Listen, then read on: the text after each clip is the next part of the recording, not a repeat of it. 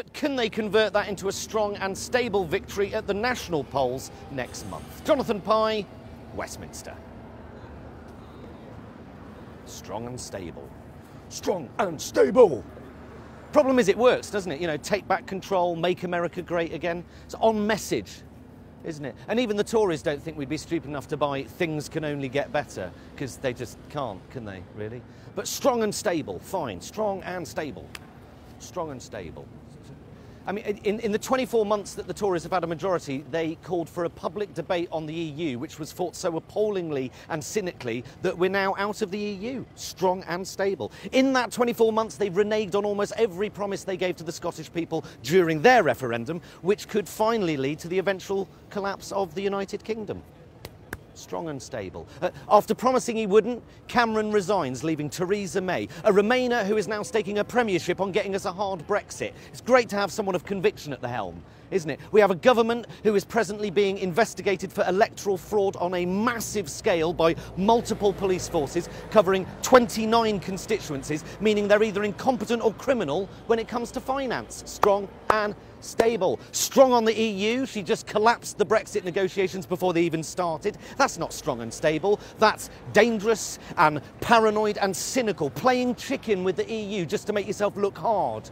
Fuck me. Let's just whip up a diplomatic shitstorm to win a few votes. Shame on you. Strong on health. The NHS is fucked. Simply fucked. Whereas 6-7 years ago it was in pretty good shape. You know, stable on the economy. They've managed to increase the national debt by an impressive £700 billion.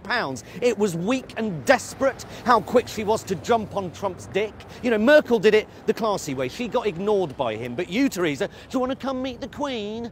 You look weak when you sell arms to Saudi Arabia, whose women's rights, gay rights, human rights record is a disgrace. Sorry, forgot who I was talking to there, Theresa. Not too hot on human rights, are you?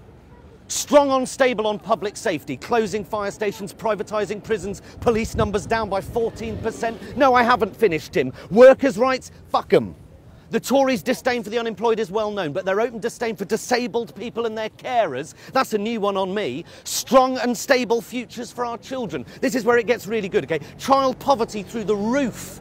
Cuts to education. Cuts to education, Tim, to the tune of £3 billion. Here's a strong and stable Tory proposal. Child protection services to be opened up to private firms whilst abolishing 80 years' worth of child protection laws. Bring it on!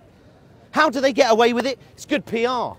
Theresa May recently hired the guy who did PR for the Sun newspaper. So the guy that does PR for the Tories is the guy that used to do PR for people that hack dead children's phones. It's a perfect match. Food banks. When did that even become a thing? Well, as Theresa helpfully pointed out, people use food banks for various reasons, but mainly because they can't afford to eat, Theresa. They can't afford to eat.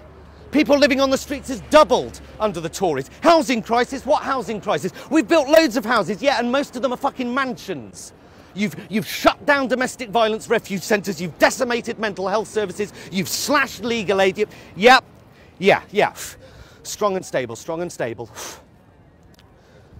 Thank you, Chris. Well, it's a strong and stable victory at the local elections for the Conservatives, but can they turn that around?